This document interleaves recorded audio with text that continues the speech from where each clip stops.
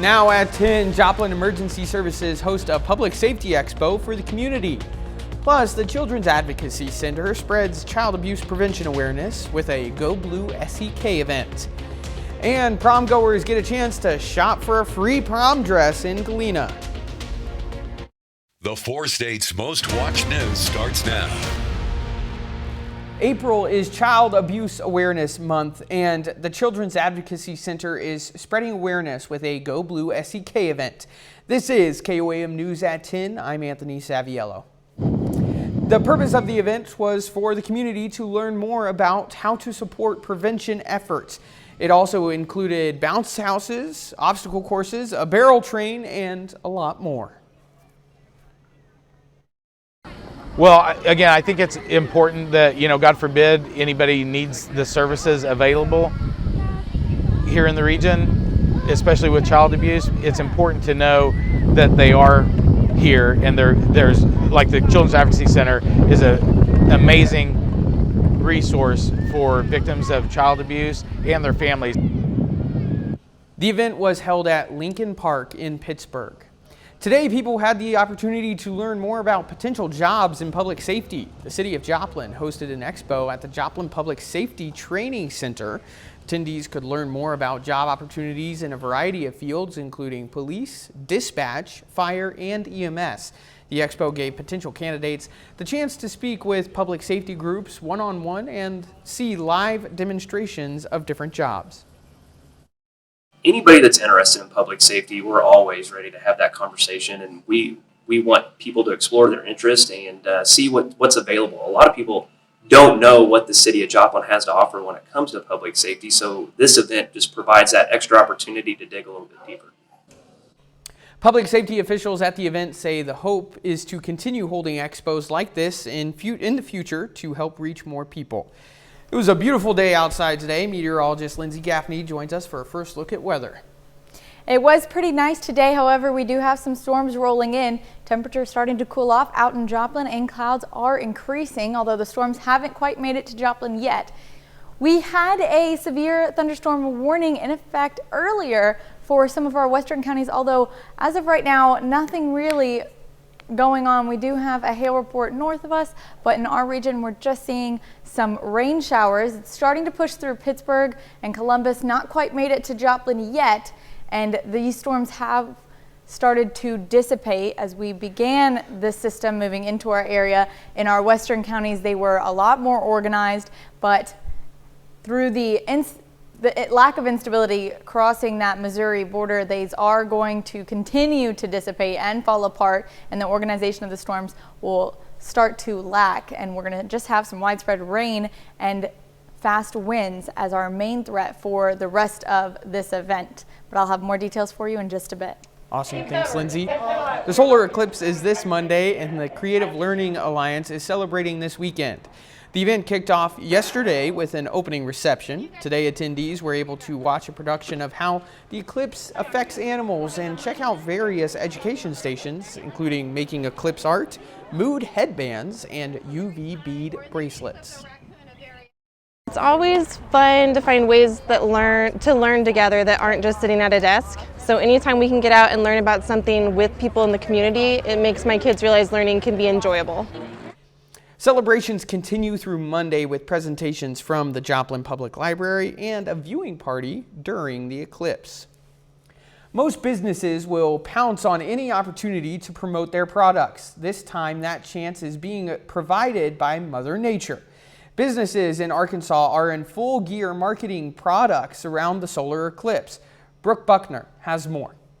The countdown to the eclipse is on. It's definitely like it's almost a holiday around here for sure. Throughout the week, Caitlin DeJarnett has noticed eclipse cookie orders picking up at Julie's Sweet Shop in Conway. By the end of the week, we'll do well over 200 dozen. Which she says is about double what they usually make in a normal week. We've seen a large influx of people coming in just specifically for those things, or even people who come in just to look around for other things and they're like, oh, I need some of those for my party. And it's more than just eclipse-themed cookies. They also decorated strawberries, cupcakes, cake pops, and will have donuts for the weekend. We're definitely all excited for it. Over at the Humble Crumb in Sherwood, it's a similar story.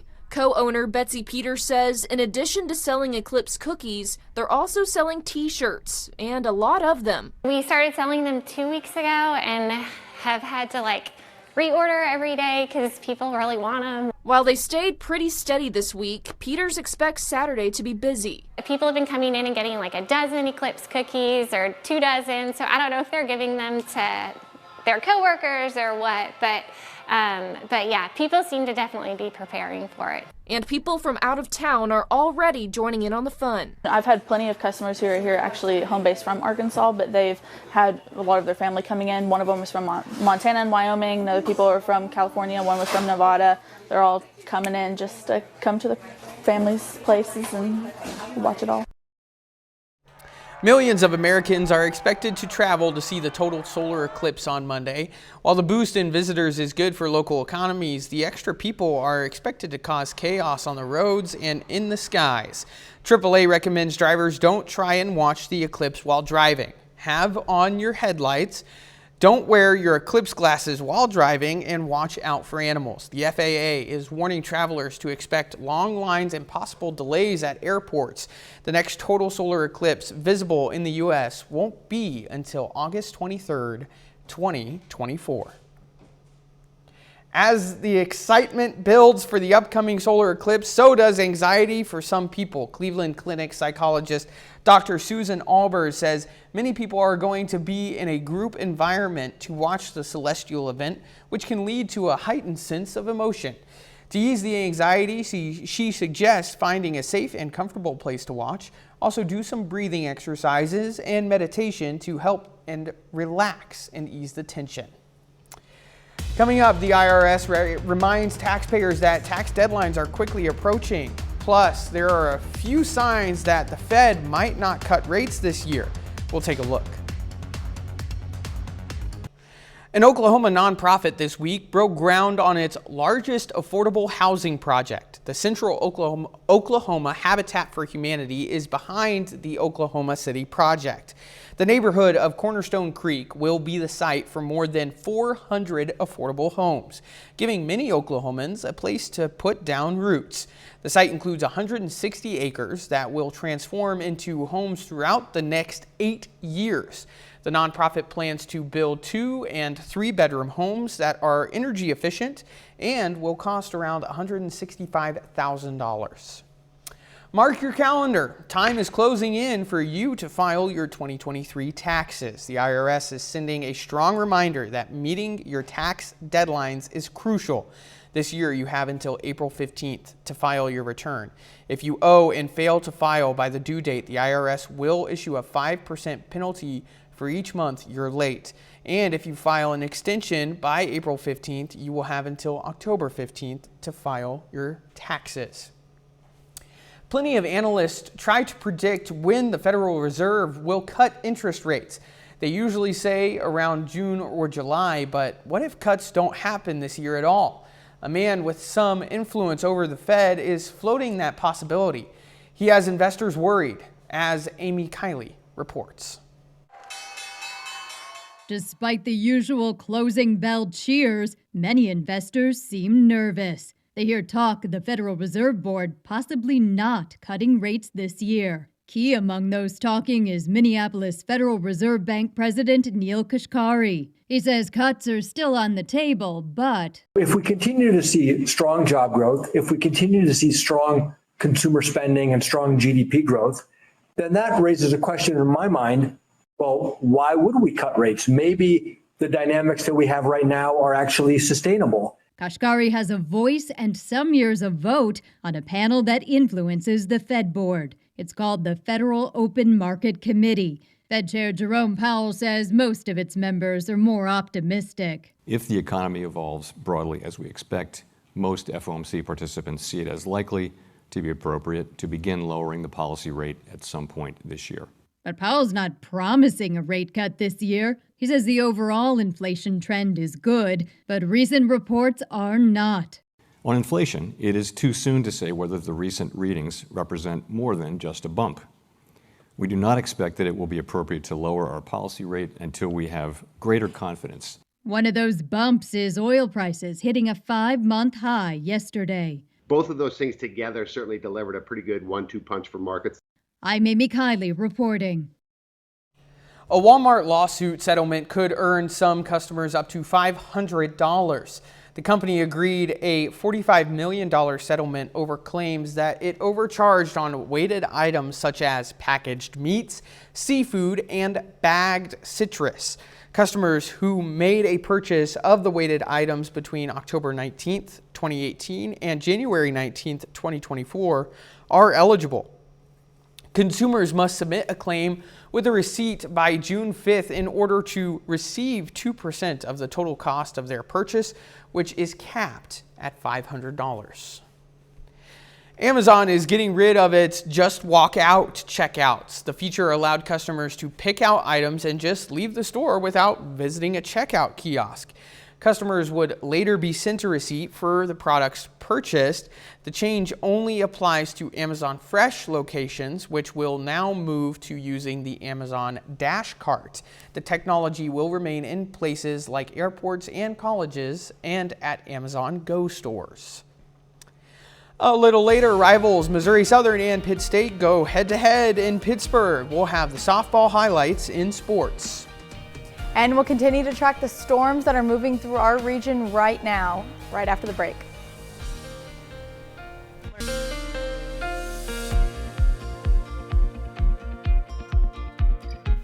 We're tracking storms that are moving through our region right now. Started off a lot stronger, and they are starting to dissipate. We'll take a look outside of downtown Joplin from Cornell Complex. You can see winds are picking up. We see wind gusts up to 45 to 50 miles per hour, so pretty fast winds. And we don't have a severe thunderstorm warning for our region, although we'll continue to track that.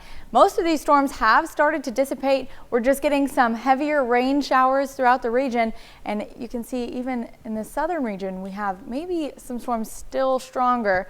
But as we have seen, these storms started off a lot more organized, but as they moved through towards the Missouri border, they have started to dissipate, and we only see some heavier rainfall. Still, fast winds could be a concern for the region, but take a look at these southern storms. Started out strong. This was our strongest storm that we watched go north of Tulsa, and it's headed through Veneta and Miami. However, it's starting to dissipate as well. We don't see anything re-strengthening, but maybe some lightning with that system and faster winds as well. That storm, when it passed through Tulsa, was gusting up to about 60 miles per hour, 55 to 60 miles per hour. And we'll continue to watch it. We don't see much else in the ways of severe threats with this system as it continues through our region and gets to Joplin area. It's going to be just heavier rainfall and fast winds. And other than that, looking to be pretty clear after that.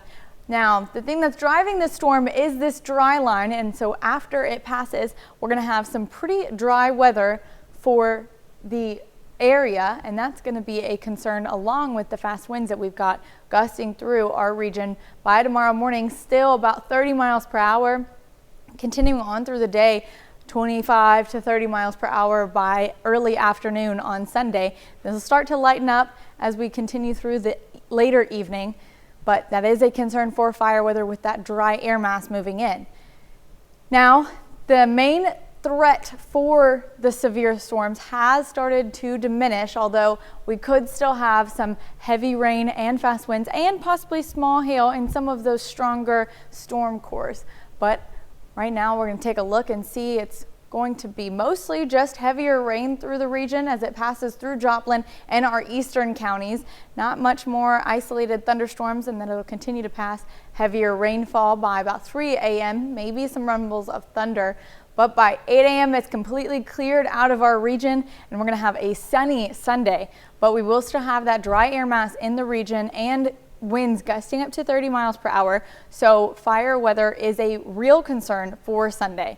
And then looking ahead to Monday, we have some storms coming in Monday evening, and those clouds start to roll in early afternoon, and that could cause some issues for if you want to view that solar eclipse. It's about 70 to 80% cloud coverage over our area and even in eastern Missouri where that path of totality is. So we're going to keep an eye on that as well. But as of right now, maybe some issues trying to watch the solar eclipse, unfortunately. Well, I got my glasses. I think I'm going to try and just go out in the backyard and, just hang out with the dogs and Fingers crossed that the clouds hold off and that storm gets delayed a little bit. Are you going to try and watch it? Yes, I will. As best you can? Yes, as best as I can. As long as the clouds hope and pray. Yes. Thanks, Lindsay. Don't forget, you can be the first to know about the day's weather with the KOAM Skywatch weather app. Get severe weather updates sent straight to your phone, free of charge. It's available in the Apple App Store and the Google Play Store. The KOAM Skywatch weather app. Fans got a chance to watch some friendly games of baseball at Will Norton's Miracle Field in Joplin. It was a beautiful day for it. Today was the season opener for the Miracle League of Joplin, an organization that helps provide an opportunity for those with disabilities to help us play a sport. Organizers say they have more participants signed up than ever before. Today's members from the Joplin football team volunteered as buddies to help people play the game. It actually feels like really nice, having them help compete and have fun and just be an athlete, it just feels amazing. The Miracle League of Joplin has teams for both children and adults. This season's games will run through May. Still ahead, Southern baseball looks to bounce back after losing their second home game of the season. Plus, Pitt State softball squares off with their cross-state rival. Brock Baldridge has the highlights from the game and more.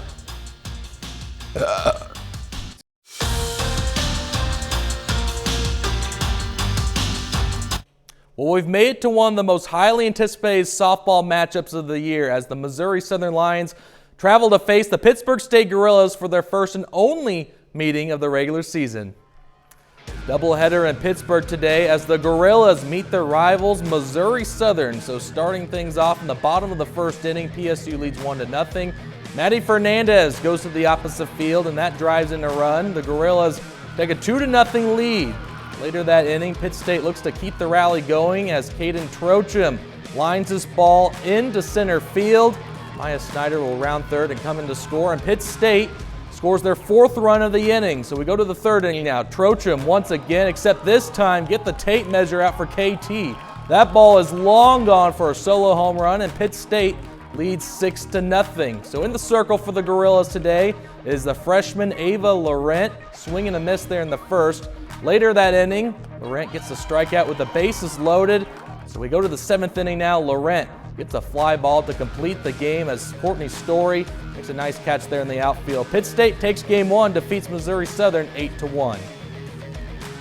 We go to game two of the doubleheader. We start early in the top of the first as Kara Amos gets things started with a line drive to center field. That falls for a hit. A run comes in to score, and the Lions strike first. It's 1-0 Southern. To the bottom half of the first inning, Paxton Hayes hits this ball past the infield into the gap, and it's an RBI double. Pitt State ties the game. It's 1-1. So later that inning, the Gorillas take a 2-1 lead. Caden Trochim continues her big day at the plate as she hits a bullet back up the middle. It's an RBI single, and Pitt State leads 3-1. So the top of the second inning now, Abby DeSanto leans back, and that's going to be a big fly out there in the shrubs. Solo home run, and Southern makes it a 3-2 game. We go to the bottom of the second now. Paxton Hayes hits a high chopper over the infield. Elena Rushing comes around to score, and Pitt State goes on to complete the sweep by winning game two 12-4, and the Gorillas improved to 38-4 on the season. Well, the Missouri Southern Lions baseball team dropped their opening game of the series against Central Oklahoma last night, and the Lions look to get things turned around since losing 3 of their last 4. Last night, the Lions lost their second straight home game of the season, but MSSU takes care of business today. The Lions handle the Broncos and win this game 11-1 in 7 innings. Garrett Rice goes 3 for 4 with 5 RBIs. Southern will go for the series win tomorrow at 1 p.m.